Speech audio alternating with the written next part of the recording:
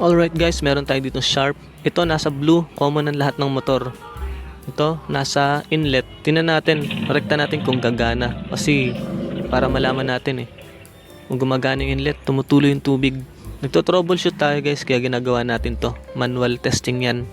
Para malaman natin kung anong sira. Kung good ba lahat. Tapos saksak natin sa AC. Ayan. Ayan mga kasama, nagda-drain naman siya. Kasunod, check naman natin yung motor. Yung normal cycle at saka yung isang ikot. Ayan, gumagana naman. Clockwise. Sunod naman, counterclockwise. Ayan, gumagana guys. Bali napaltan ko na rin ng water level sensor yan. Ayaw talaga. So board talaga sira nito.